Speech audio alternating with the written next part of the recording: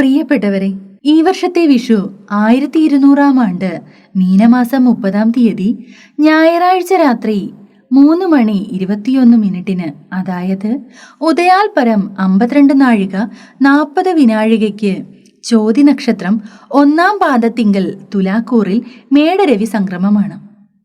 ഈ വർഷത്തെ വിഷുഫലം നിങ്ങൾക്ക് എപ്രകാരമായിരിക്കുമെന്ന് ജ്യോതിഷ പാരമ്പര്യ ഗണിത രീതിയിൽ ഗ്രഹനിലയെ അടിസ്ഥാനപ്പെടുത്തി ഏറ്റവും നൂതനമായ രീതിയിൽ വ്യത്യസ്ത മേഖലകളിലുള്ള വ്യക്തികളുടെ ഗ്രഹനിലകളെ മുൻനിർത്തി ഏറ്റവും കൃത്യമായ രീതിയിൽ അവതരിപ്പിക്കുവാൻ ശ്രമിക്കുകയാണ്. ഇത് മറ്റ് ജ്യോതിഷ പ്രവചന രീതിയിൽ നിന്നും അല്പം വ്യത്യസ്തമായിരിക്കാം. പക്ഷേ ഈ വിഷുഫലം നിങ്ങൾക്ക് മംഗളകരമായി തീരുന്നതിനും ഏറ്റവും മികച്ചതാക്കുന്നതിനും വേണ്ടി ഈശ്വരീയമായ എല്ലാ പ്രാർത്ഥനകളോടും കൂടിയാണ് ഇത് ഞാൻ നിങ്ങൾക്ക് മുന്നിലേക്ക് സമർപ്പിക്കുന്നത്. ഈ വീഡിയോ ഇഷ്ടമാവുകയാണെങ്കിൽ ഈ വീഡിയോ ഒന്ന് ലൈക്ക് ചെയ്യുവാനും ഷെയർ ചെയ്യുവാനും ഈ ചാനൽ ഒന്ന് സബ്സ്ക്രൈബ് ചെയ്ത് സപ്പോർട്ട് ചെയ്യുവാനും കൂടി താല്പര്യപ്പെടുന്നു. അപ്പോൾ ഇന്നത്തെ വിഷുഫലം കുംഭക്കൂറുകാരുടേതാണ്. അവിട്ടത്തിന്റെ അവസാന പകുതിയും ചതയവും പൂരൂരുട്ടാതി ആദ്യ 3/4 ഭാഗവും ചേർന്നതാണ് കുംഭക്കൂറ്. കുംഭക്കൂറുകാർക്ക് ഈ വർഷത്തെ വിഷുഫലം ഗുണദോഷ സമ്മിശ്രമാണ്. തൊഴിലിലുണ്ടായിരുന്ന പ്രതിസന്ധികൾക്ക് അയവ് വരുവാനും ഗൃഹനിർമ്മാണത്തിന് തുടക്കം കുറിക്കുവാനും വിവാഹമോചനത്തിനായി ആഗ്രഹിക്കുന്നവർക്ക് അതിനുള്ള അവസരവും വന്നു ചേരുന്നതാണ്. ബന്ധു സമാഗമത്തിനുള്ള അവസരം ലഭ്യമാകുന്നതാണ്. ചിട്ടി, ലോൺ മുതലായവ ലഭ്യമാകുന്നതിനും ഈ വർഷം അനുകൂലമായ അവസരമാണുള്ളത്. ആരോഗ്യസ്ഥിതിയിൽ പുരോഗതി കൈവരിക്കുന്നതിനും ദീർഘകാലമായി അലട്ടിയിരുന്ന ആരോഗ്യ പ്രശ്നങ്ങൾക്ക് ഒരു അയവ് വരുന്നതിനും ഈ കാലയളവ് സഹായകരമാണ്.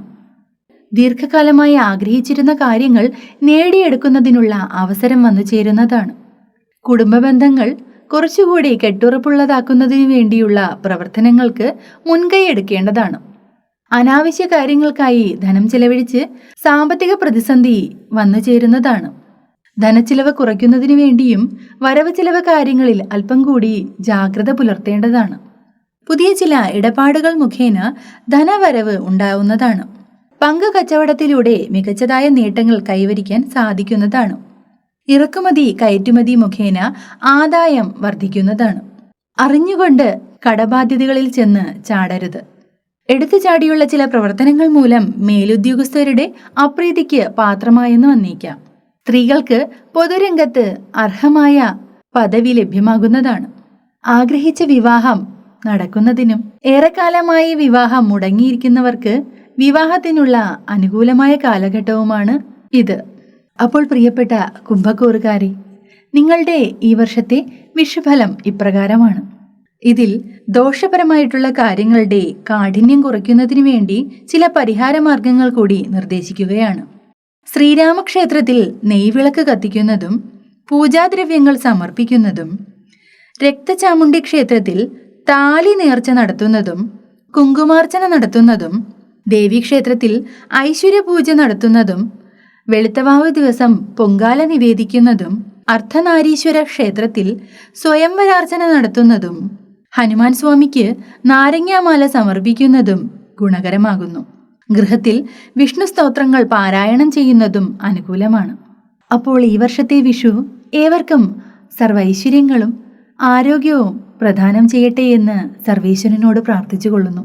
ഏവർക്കും ഹൃദയം നിറഞ്ഞ വിഷു ആശംസകൾ.